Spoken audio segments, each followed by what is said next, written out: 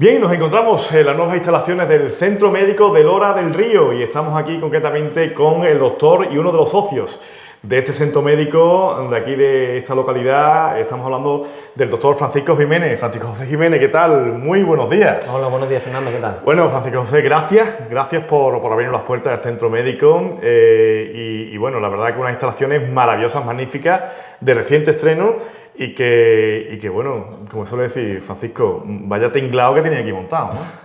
Bueno, gracias a ti, Fernando, estás en tu casa. Muchísimas gracias. Y bueno, sí, lo hemos hecho con el máximo cariño y intentando que el resultado pues, sea bueno y cómodo para las personas que lo necesiten. La verdad es que, Francisco, te voy a explicar el motivo por el cual hemos querido hablar contigo. Hemos querido acercarnos aquí al centro médico y es que hace poco conocimos el nuevo, podemos decir, servicio, no sé si nominarlo así, que estáis prestando al respecto del implante, el injerto capilar, que ya se está llevando a cabo aquí en este centro médico. Correcto. Una novedad, algo que bueno, siempre escucha uno que se van a Turquía, que van y que es algo que está disponible ya aquí en el Centro Médico de Lora del Río. Es así esto, ¿verdad? Así es, Fernando. A ver, con respecto a la medicina capilar, es cierto que nosotros venimos ofreciendo el servicio de medicina capilar desde hace ya más de 2 años. De hecho, en las anteriores instalaciones ya veíamos a pacientes que tenían problemas capilares. Pero solo los podíamos abordar desde el punto de vista de tratamientos médicos, porque no teníamos un espacio pues que nos brindara la oportunidad de poder hacer otros tratamientos como por ejemplo el injerto capilar, ¿no? Era una de las razones por las que necesitábamos cambiar de instalaciones, ¿no? Y bueno, ya ahora que estamos aquí, pues eso sí nos ofrece esa posibilidad. Antes estábamos un poco cojos en el sentido de que cuando veíamos a un paciente con problemas capilares, pues le podíamos ofrecer tratamientos médicos, pero si el paciente necesitaba un tratamiento quirúrgico, que es el implante capilar, ¿no? O el injerto capilar, pues no lo podíamos hacer nosotros, ¿no? Y se le recomendaba al paciente, el paciente pues se buscaba pues sus opciones, ¿no? Desde que estamos aquí, ¿vale? Pues sí que podemos dar esa opción también. Seguimos haciendo, por supuesto, valoración en consulta, diagnósticos y tratamientos médicos de problemas de capilares, alopecia. Pero ya además tenemos, cuando existe la indicación clara de trasplante o injerto capilar, pues se la podemos ofrecer aquí sin necesidad de, bueno, de que si el paciente quiere, pues se tenga que desplazar a ningún otro sitio. Una gran ventaja y es algo que me gustaría profundizar ahora a continuación porque creo que nos vamos a ir hasta, en este caso, la zona de aquí de las estancias de aquí del centro médico donde se realizan este tipo de tratamientos, ¿verdad? Perfecto. Bueno, Francisco José, quiero preguntarte, llevamos aquí pocos meses, ¿no? En estas nuevas instalaciones, ¿no? Unas nuevas instalaciones que yo imagino que este será también como un niño, ¿no? Que nace, ¿no? Que va creciendo, va dando sus primeros pasos, ¿no? E imagino que los socios, y en este caso tú, Francisco, así tú también lo salas viendo, ¿no? Sí, Fernando, la verdad que bueno, cualquier negocio, ¿no? Cualquier empresa o pues hay que dedicarle mucho tiempo, mucho cariño, como dice, y esto pues lo empezamos a ver crecer hace ya 10 años en las anteriores instalaciones, que con mucho esfuerzo, somos 3 médicos, 3 compañeros que nos conocemos desde los años de carrera y bueno, apostamos por hacer una actividad, porque trabajamos también en la medicina pública, ¿no? Pero pues apostamos también, pues además de tener nuestros trabajos independientes al centro médico, pues, inquietudes, ¿no? Claro, y hacer también consultas de otro tipo, ¿no? De ámbito privado.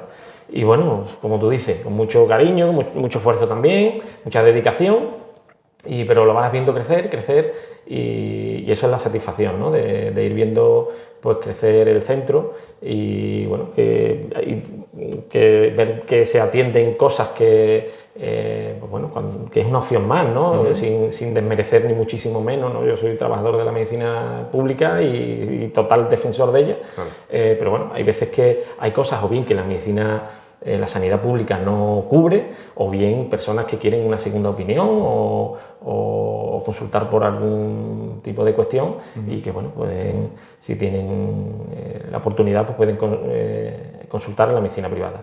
Y bueno, contentos en ese sentido e intentar ayudar a las personas. Claro que sí. Yo creo que en Lora del Río somos conscientes del servicio que tenemos. Es decir, unas instalaciones como esta que tenemos en Lora del Río, que muchas veces nos vamos a Sevilla o cualquier tipo de, no sé, de ciudad o de mayor población que Lora del Río, ¿somos conscientes los loreños de esto que tenemos aquí? Pues, a ver, Fernando, quizás no sea yo el más indicado, pero también tienes conocimiento de claro, otros servicios en Sevilla, clínicas y demás, ¿no? Sí, mira, eso, quizás el más indicado no sea yo, sino que sean los propios pacientes, porque bueno, yo creo que hay que ser humildes, ¿no? Y es algo que hay que llevar por bandera, la humildad. Pero sí que es cierto que aquí vienen especialistas de Sevilla, de mucha calidad y mucho prestigio, especialistas que están pasando en otras clínicas, consultas en otros hospitales con una formación extraordinaria y que están aquí en Lora sin necesidad de, si alguien los necesita, pues que anteriormente pues necesitaban ir a desplazarse a la capital o a otro, pues ahora mismo si los necesitan los tienen aquí. Entonces la verdad que no sé hasta qué punto, me imagino que la gente que ha probado consulta con esos especialistas pues sí lo valorará y lo tendrá en cuenta. El que no, pues no lo saben, ¿no? Pero la verdad que es algo que entiendo que hay que darle su valor añadido. Exactamente. Sobre todo por acercar a Lora unos servicios y sobre todo personas de gran formación y gran prestigio. Y quitándome a mí, yo no cuento, pero digo a mis compañeros, a los especialistas que vienen aquí, que al final vienen porque son compañeros, amigos de la carrera, de las especialidades y tal, y bueno, y vienen un poco también por la amistad que tenemos, ¿no? Más que por el propio hecho de... Porque ellos sería más cómodo para ellos incluso pasar consulta en Sevilla, pero vienen aquí un poco por esa amistad que nos... Bueno, también, en fin, por algo también será, ¿no? Algo tendrá también el agua cuando la bendicen, dicen aquello, ¿no? Bueno, hay que decir que creo que también contáis con muchísimos usuarios de fuera de Lora del Río, ¿no? De la comarca y demás, ¿no? Sí. ¿De dónde son...? Pues, prácticamente de todos sitios. Sí, prácticamente los pueblos de la Vega y de la Sierra vienen aquí asiduamente. Aquí, como sabéis, como sabe la gente, pues tenemos a nuestro médico de familia, que es Antonio Jiménez Cámara, desde hace muchos años, que viene atendiendo a personas, personas sobre todo de mutualidades, ¿no? Personas que tienen MUFACE, IFA, y los vienen atendiendo desde hace muchísimos años, y en todos los alrededores su médico de referencia es él. Pues todas esas personas pues han ido acercándose a los distintos especialistas que venían al centro médico, y pues ya ha ido sumándose pues otras personas, otros pacientes que querían esos servicios, ¿no? Que necesitaban esos servicios.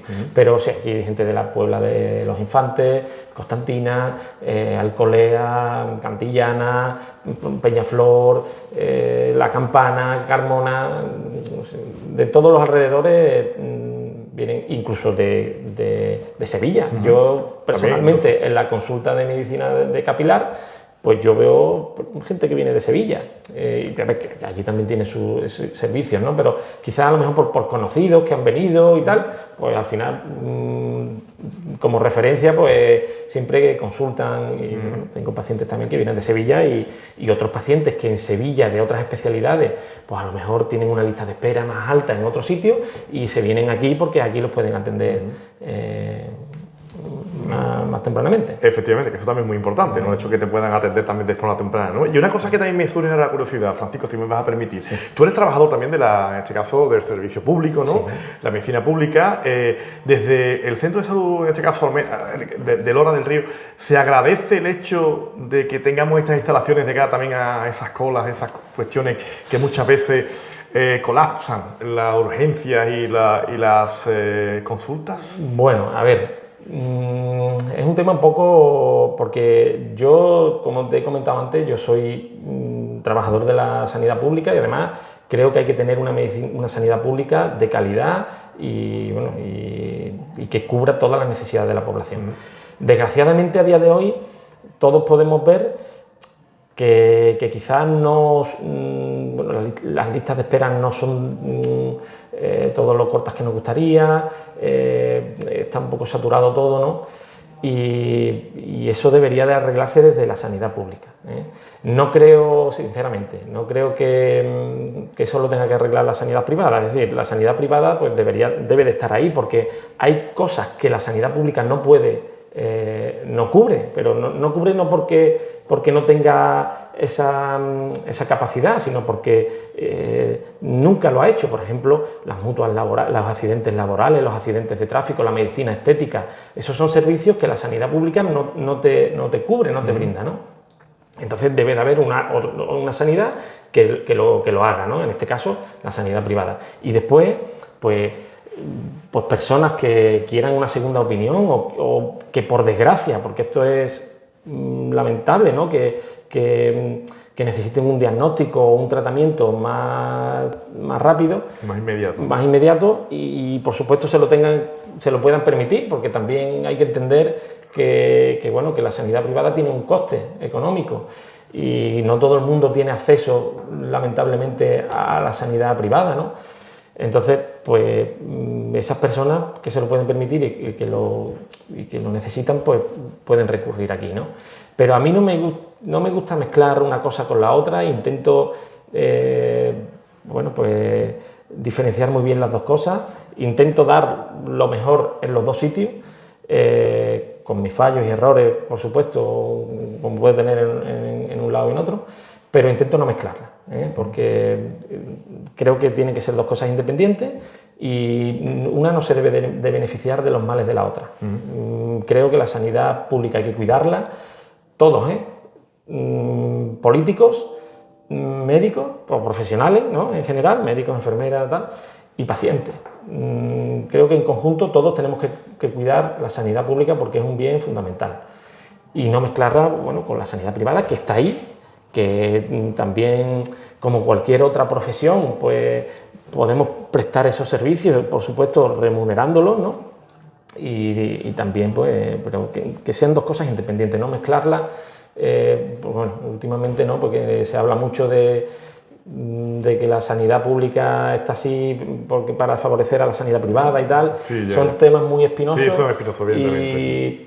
Y yo creo que trabajemos donde trabajemos, sea en la sanidad pública o en la sanidad privada, tenemos que dar lo mejor de nosotros y siempre velando por la sanidad pública, porque es fundamental que haya... También creo que hay que valorarla, ¿no? Nuestra sanidad pública, que también incluso comparando con otros países, ¿no? Que no tienen esta sanidad, que muchas veces no nos damos cuenta también de lo que tenemos, ¿no? Eso, al hilo de que tú decías que hay que, ¿no? Que muchas veces que no se es consciente a lo mejor del tipo de especialistas que tenemos aquí y tal, también es verdad que no somos muchas veces conscientes de la calidad de nuestra sanidad pública, que, la cobertura que tiene, que es bastante buena y que, por supuesto, mejorable. Y por eso tenemos que trabajar todos, por mejorarla.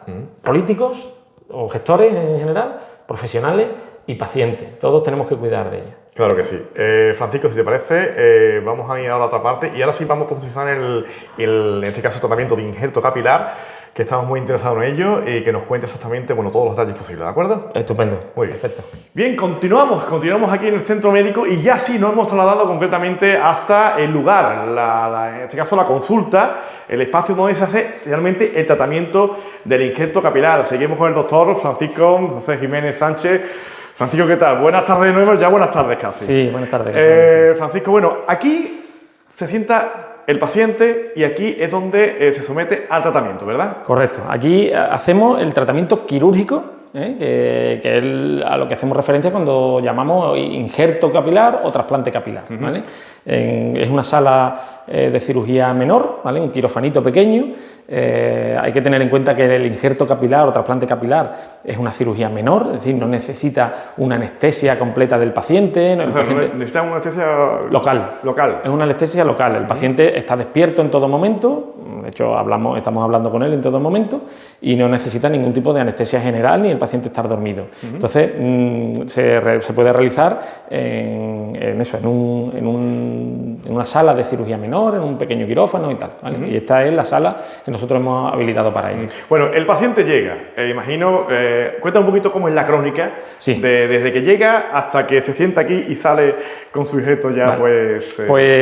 Previamente, al día del injerto, por supuesto, lo hemos valorado en consulta, hemos planteado los tipos de tratamiento, ¿no? Bueno, y si el paciente al final es candidato a hacerse un trasplante, pues fijamos una fecha. Perdón, candidato a no sé, distintos tipos de tratamiento. Claro, sí, porque no todo el mundo es de entrada candidato al injerto capilar. La alopecia, que es bueno, pues, la enfermedad, digamos, que nos produce pues, caída del cuero cabelludo, pérdida del pelo, ¿no?, en nuestro cuero cabelludo, pues la más frecuente es la alopecia androgenética, ¿vale? Pero existen otros tipos de alopecia. Entonces, al final lo primero que hay que hacer siempre en medicina es dar un buen diagnóstico. Una vez que tenemos un diagnóstico preciso, podemos plantear tratamiento, ¿no? Entonces, en temas de alopecia, pues primero tenemos que estar seguros que la alopecia que presenta el paciente es una alopecia a la que se le puede hacer un trasplante capilar, porque hay algunos tipos de alopecia en las que no está indicado hacer trasplante capilar, ¿vale? ¿Por qué? Pues porque el resultado del trasplante no iba a ser bueno, no iba a ser óptimo, ¿no? Entonces, primero, en consulta, lo valoramos al paciente, le damos un diagnóstico y vemos que el paciente sea candidato a ese trasplante. Después, dentro de la alopecia androgenética, pues existen distintos grados. No todos los grados se tratan con injerto, como es fácil de pensar, ¿no? Una alopecia de un grado muy bajo, pues a lo mejor con un tratamiento médico, ya sea tratamiento en spray, en pastillas, inyectado, pues puede hacerle mejorar sin necesidad de ir a una operación, ¿no? A un injerto capilar. Y por supuesto, alopecias muy avanzadas ya, pues no va a ser suficiente tratarlas con tratamiento médico, y ya sí que es el injerto capilar lo recomendable, ¿no? Entonces, eso se hace en una valoración previa, en la que vemos al paciente, vemos qué tipo de alopecia tiene, qué grado de alopecia tiene, ¿no?, si está muy avanzada o no, si se han probado tratamientos anteriores, si no se han probado tratamientos anteriores, y si ya viendo todo eso decidimos que el paciente, pues lo mejor para él es hacer un trasplante, pues ya se fija la fecha, ¿vale? Porque yo también siempre lo digo, a mí hay gente que pregunta, bueno, ¿y cuál es la mejor época para hacerse un trasplante? Bueno, hombre, hay que tener sin duda en cuenta factores climatológicos y tal, ¿no?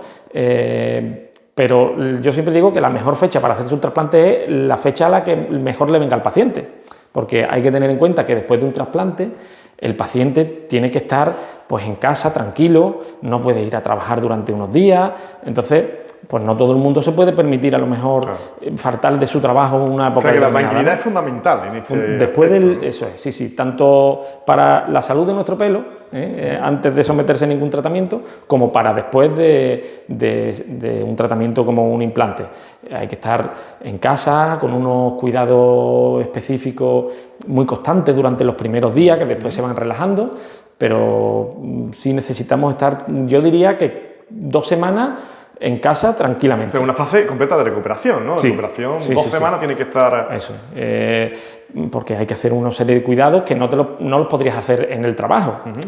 El paciente está bien, se encuentra bien y puede hacer una vida prácticamente normal, pero también hay que velar por ese implante, es decir, tienes que minimizar al máximo el riesgo de un traumatismo, un golpe en la zona del trasplante que estropearía el trasplante por completo. Entonces, donde más tranquilo pueden estar y donde menos peligro pueden correr es en casa. ¿Vale? Entonces, por eso la fecha del trasplante se elige en consenso entre el paciente, ¿no?, que es el que más tiene que decir en este caso, y los profesionales que después vamos a actuar en el trasplante, que somos varios, pues tenemos también que coordinarnos para ese día, que no tengamos ocupado por otro trasplante o por otros trabajos, ¿no? Tiene que ser, imagino, ¿no?, en un trasplante capilar o el injerto, algo muy complejo, ¿no? A la hora de, no sé, de ir... Bueno, yo no sé lo ¿cómo lo valoras tú? No lo llamaría complejo, ¿vale? Al final el trasplante es una técnica y como cualquier técnica lo que necesita es pues una enseñanza, ¿no?, un aprendizaje y después pues, bueno, practicarla, ¿no?, ir perfeccionándola, ¿no? Pero cualquiera puede hacer cualquiera que tenga habilidad, digamos, puede hacer un injerto capilar. Yo más que complejo lo llamaría un poco, tedioso en el sentido de que hay que tener mucha concentración, un trabajo pues muy preciso, de muchas horas. O sea, te iba a decir, el tiempo de un injerto... Pues estamos hablando de desde que el paciente llega hasta que el paciente se marcha a casa, pues pueden ser unas 7 horas. O sea, 7 horas de intervención.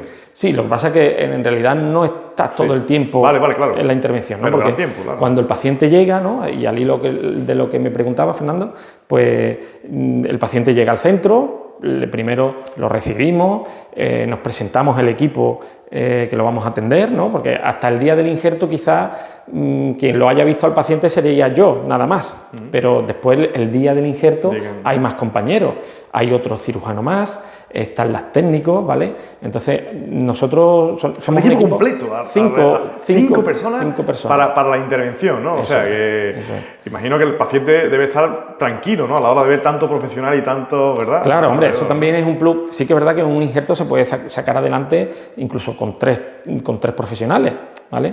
Pero sí que también es cierto que cuanto más profesionales, pues más seguridad, claro. También más ágil se va haciendo todo, que eso también es muy importante, la viabilidad del folículo que se extrae y que después se va a implantar, depende del tiempo que el folículo esté fuera de la cabeza del paciente. Es decir, si nosotros sacamos un folículo... El pelo, ¿no? Eso es. Y del propio paciente y lo vais... Y lo vamos después injertando en el paciente, en otra zona donde le falta pelo.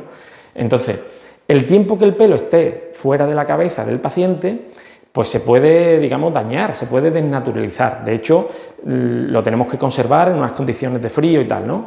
Y cuanto más tiempo pase fuera, digamos, más riesgo de que ese folículo después no quede bien, ¿no?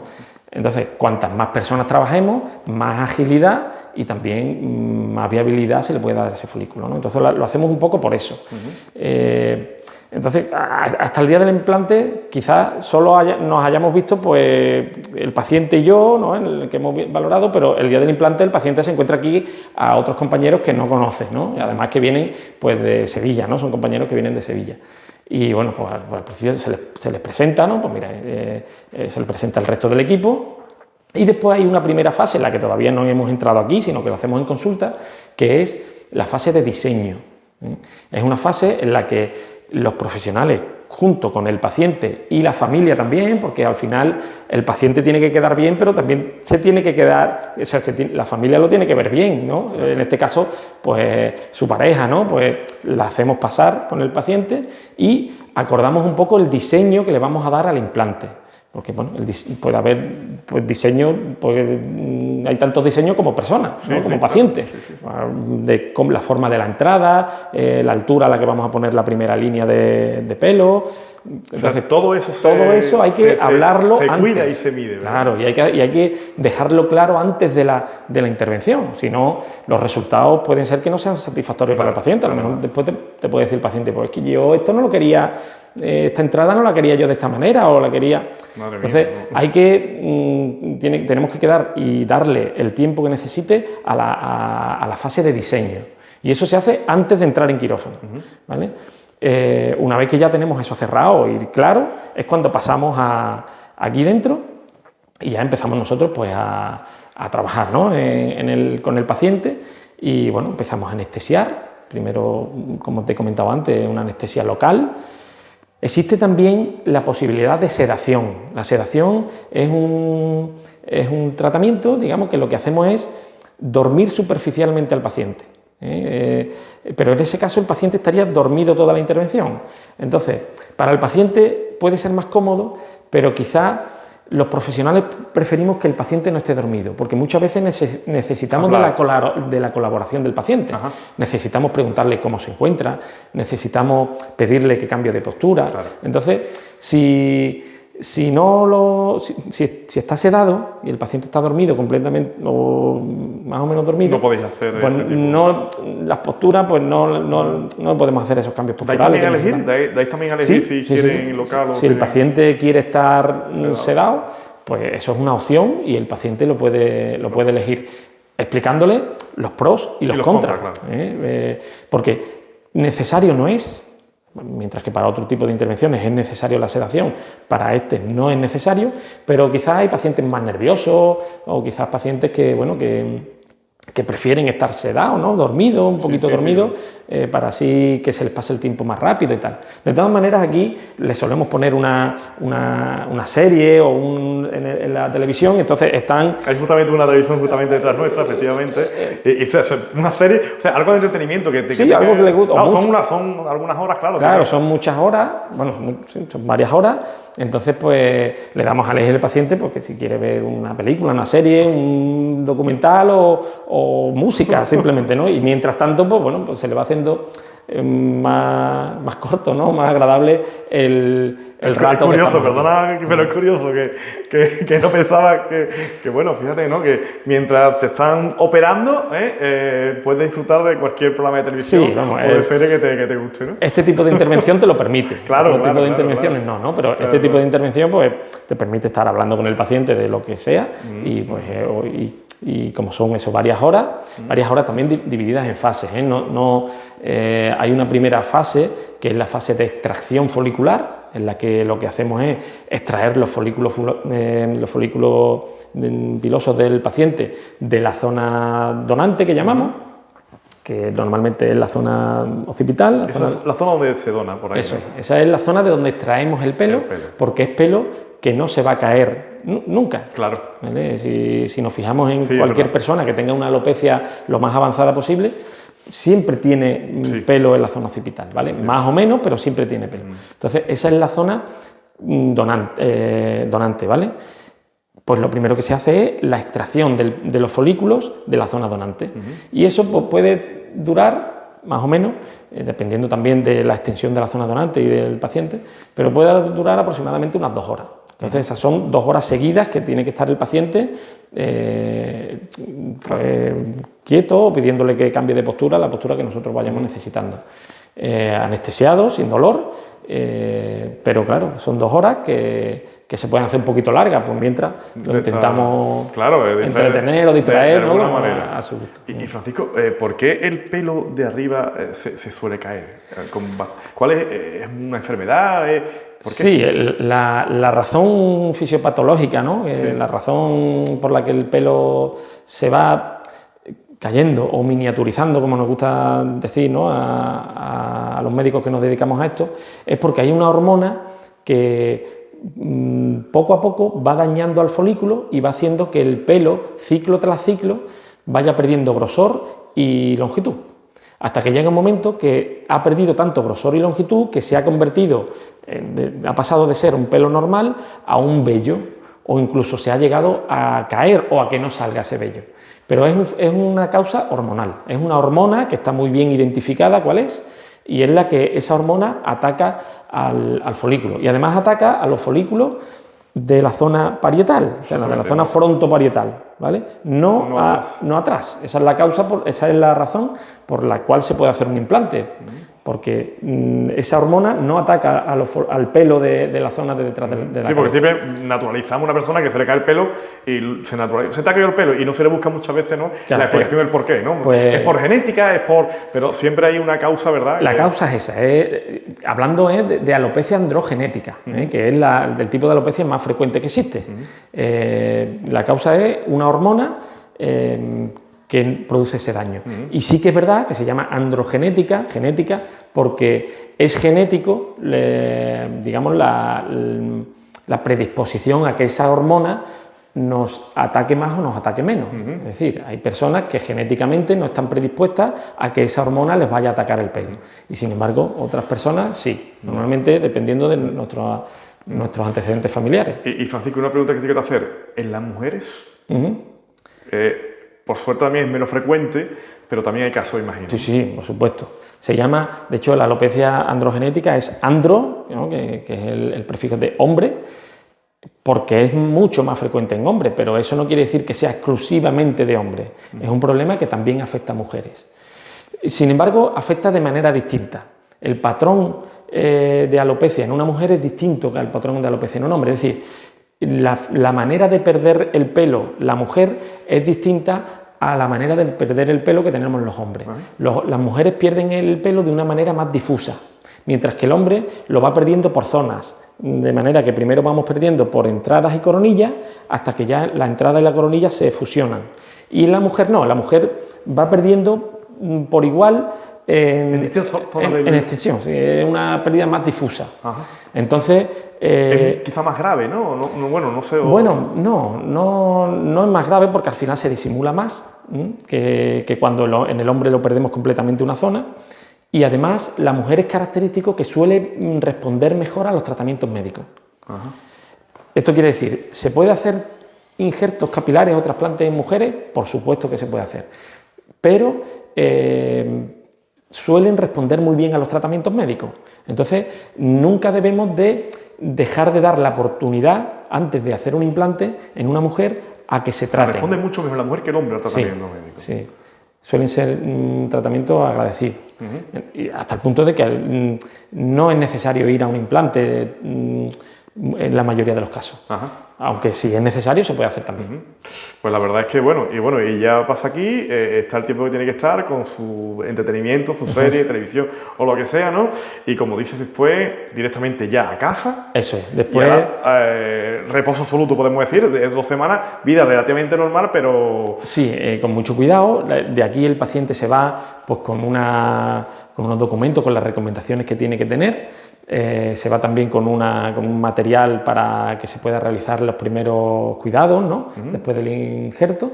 Y se va también pues, con la tranquilidad de que nosotros estamos aquí y que cualquier duda o cualquier incidencia que ocurra pues, la podemos atender de manera inmediata. Claro. ¿Y se puede, no sé, mojar la cabeza? ¿Se puede lavar? Sí, de hecho al principio hay que mojarla muy frecuentemente. Hay que mojarse. Sí. Yo que... Al principio hay que irrigar con suero toda la zona receptora, que es la zona que hemos implantado, y además muy frecuentemente. El primer día, que cada 15 minutos se tiene que echar, nosotros le damos un pulverizador con suero y tal, y él se lo tiene que poner el primer día cada 15 minutos, ya después se van espaciando, ¿no?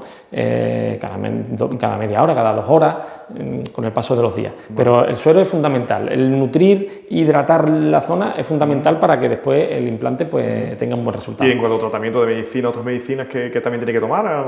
Bueno, al principio no. Al principio algún analgésico, tipo paracetamol o para las molestias que puedan surgir. Ya durante la intervención, pues aquí hay veces que también le ponemos algún analgésico de los habituales, algún corticoide para disminuir muchas veces el hinchazón que se produce después. Hay algunos pacientes que pueden experimentar un hinchazón de la zona de la cara debido a la anestesia que se le ha puesto y al suero que hemos utilizado durante la intervención. Después ese suero se puede ir un poquito hacia abajo y se inflama por lo que es la zona superior de la cara. Intentamos minimizar eso poniéndole algún corticoide durante la intervención y tal. Pero no, otras medicinas después no. O sea, se causan algunas molestias y poco más. Y a partir de ahora, sobre todo, mucha precaución. Mucha precaución. El primer mes es fundamental. Y dentro del primer mes, los primeros 15 días, mucho cuidado con evitar cualquier tipo de accidente doméstico, de darse con una puerta al entrar en el coche, al bajarse, con algún mueble en alto que haya en la casa, porque eso estropearía, por supuesto, el implante. Y poco más. Después el paciente irá experimentando una serie de fases y sí que también el paciente tiene que saber que el resultado final del implante no lo va a ver inmediatamente. El resultado final del implante lo verá, la fecha óptima es al año del implante, porque al principio incluso ese pelo que se implanta puede llegar a caerse, que es lo que se llama la fase de shock loss, en la que la propia intervención, el pelo sufre un estrés y lo que es el tallo del pelo se cae. Pero, sin embargo, la raíz ya se ha quedado y después tiene que rebrotar, digamos, ese pelo, ¿vale? Entonces, aproximadamente al mes y poco, aparece la fase de shock loss, que es la caída de ese pelo que hemos injertado, del pelo, sí, cuando hablamos del pelo hablamos del tallo, pero sin embargo la raíz se ha quedado en el cuero cabelludo del paciente. O sea, perdóname, Francisco, es luchar contra la naturaleza en este caso, ¿no? Es decir, la naturaleza, la hormona te prohíbe que salga el pelo, sin embargo vosotros De alguna forma, hacéis una especie de ingeniería para que vuelva a salir el pelo en esa zona. Claro. O sea, es algo que es algo mágica, ¿no? Claro, algo mágico, ¿no? Sí, es algo que se descubrió y que podía haber salido mal. Es decir, podía haber ocurrido que al cambiar el pelo de sitio, ¿sí? Cuando lo cambiábamos de una zona donde no se caía a una zona donde sí iba a estar afectado por la hormona, podía haber ocurrido que la hormona hubiera empezado a dañar el pelo una vez que se cambia. Y sin embargo se descubrió que no. Se descubrió que el pelo conservaba las características de la zona de la que provenía, a pesar de que lo cambie de sitio. Los primeros implantes se empezaron a realizar pues, durante la Segunda Guerra Mundial, un poco como bueno, pues para cubrir o para reparar las heridas de los soldados, ¿no? Cuando tenían pues por metralla o por algún tipo de bomba o tal, pues tenían pérdida, cicatrices en el cuero cabelludo y se realizaron injertos pues, para ayudar a ese tipo de personas, ¿no? Ya después, en los años 50 pues ya se empezaron a hacer ya a pacientes normales, ¿no? Y se vio eso, que al cambiar el pelo de lugar, el pelo conservaba las características de su zona original, es decir, no se afectaban por la hormona y se mantenía ese pelo ya de manera definitiva. Y bueno, cuando vienen los pacientes ya con su pelo y demás, ¿no? Imagino que, oye, me has cambiado la vida, ¿no? Bueno, no sé, porque el verte al espejo de una manera y ahora verte como te veías hace un tiempo, ¿no? Tiene que ser algo que... El pelo es algo que históricamente siempre nos ha preocupado, ¿no? Sí. A las personas, ¿no? Ya en la Edad Media pues ya existían, ¿no? Las fórmulas estas que iban por los carromatos, ¿no? Vendiendo crecepelos, ¿no? Entonces, es algo que nos preocupa desde tiempo muy atrás. Entonces, pues sí, y hay gente pues, que verdaderamente está muy preocupada por su pelo, ¿no? Claro. Y les preocupa mucho ese problema y, bueno, están contentos cuando ven resultados. Tanto cuando el tratamiento que se le ha aplicado es un injerto, como cuando el tratamiento que se le ha aplicado es un tratamiento médico, porque también hay que decir que hay gente que mejora mucho con los tratamientos, y incluso claro, se evitan... apuráis hasta el final del tratamiento, ¿no? Claro, cuando la alopecia está muy avanzada, quizás la indicación sea el trasplante directamente, pero cuando la alopecia todavía no está muy avanzada, estamos en los primeros grados, pues no debemos de irnos al injerto directamente, sino probar con los tratamientos. Y muchas veces, la gran mayoría de las veces, sí que es verdad que no todo el mundo responde igual a esos tratamientos, pero muchas veces se evita llegar a un trasplante, o por lo menos llegamos a un punto en el que el paciente está contento y satisfecho con el resultado. Hay otras veces que no, que el paciente mejora con los tratamientos, pero el paciente quiere un plus más, ¿no? Quiere mejorar un poquito más y ya hay que recurrir al implante. Pero la verdad que sí, que cuando obtenemos resultados satisfactorios nos alegra mucho, ¿no? Al final los médicos pues nos alegramos igual que el paciente o casi igual que él de las mejorías que experimenta, ya no en tema capilar, sino en cualquier problema que tenga. Imagino que también la media de edad serán personas que comienzan con la alopecia, pero también hay pacientes que a lo mejor han venido de avanzada edad o incluso que llevan ya muchos años ya con la alopecia y que han dicho, oye, ¿por qué no? Sí, hay pacientes de todas las edades, efectivamente, como dice, hay muchos pacientes muy jóvenes que están empezando con la alopecia y consultan ya porque el tema les preocupa y no quieren que vaya a más. Entonces quizás ese sea el perfil de paciente que cuando no está muy avanzada pues empezamos con tratamientos médicos, y también pacientes ya de una edad más avanzada, ¿no? De mediana edad o ya en la década de los 60 incluso, que bueno... También es verdad que cuando ellos eran jóvenes no existían estas técnicas, claro. O a lo mejor no estaban al alcance de todos, porque a día de hoy pues un implante pues cada vez está más al alcance de cualquiera, ¿no? Y entonces pues ahora es el momento de su vida, digamos, donde pueden o tienen la posibilidad de mejorar y quieren hacerlo, ¿no? Ya a lo mejor no es suficiente con los tratamientos, porque eso se tenía que haber hecho antes, ¿no? Porque ya la alopecia está muy avanzada y van directamente a tratamiento quirúrgico. Y con la edad no interfiere el tratamiento, o sea que... Nada, lo que es necesario es que tengamos zona donante. Es decir, que el paciente tenga pelo en su zona donante para cubrir las zonas que queremos cubrir. Pues la verdad es que, bueno, la explicación mejor imposible, Francisco. La verdad que ha sido un auténtico honor, un auténtico lujo. Bueno, pues aquí, este es el sillón testigo de todas esas operaciones que se realizan, todos esos tratamientos que se realizan. Y la verdad es que, bueno, Francisco, muchísimas gracias. Hemos aprendido muchísimo, de verdad, contigo en el día de hoy, en esos injertos capilares, de que cambian la vida a muchas personas, ¿no? Porque, como dice, le dan muchísima importancia a su pelo y bueno, ahora tienen la posibilidad, incluso aquí, en el Centro Médico de Lora del Río, de poder hacerlo, ¿no? Y con grandes profesionales que incluso se rodean aquí hasta de 5 profesionales, como bien ha dicho Francisco. Francisco, que muchísimas gracias una vez más. Te lo dije ya, creo que fue allá por el mes de diciembre, cuando se inauguró oficialmente este Centro Médico. Que enhorabuena por estas maravillosas instalaciones, que son para orgullo también de Lora del Río, y que también, gracias a ti, en nombre de Lora, llega también a muchísimos sitios gracias a este Centro Médico. Así que gracias por el servicio que haces y enhorabuena, de verdad. A vosotros, estáis en vuestra casa y para cualquier cuestión que necesitéis, tanto de medicina capilar o cualquier otra cuestión, estamos encantados de ayudaros y de explicar o de tratar cualquier tema que queráis. Te tomo la palabra. Sí, muchísimas gracias.